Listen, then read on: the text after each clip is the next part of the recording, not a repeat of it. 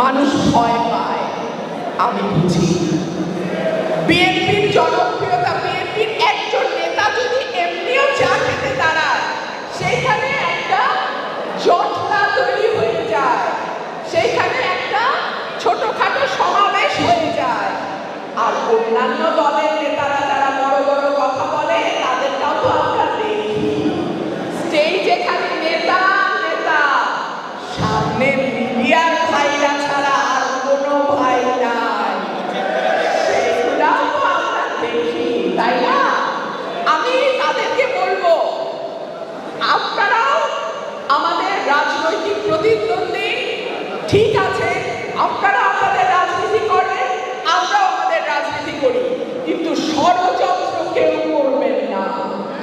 ষড়যন্ত্রের ফল ভালো হয় না।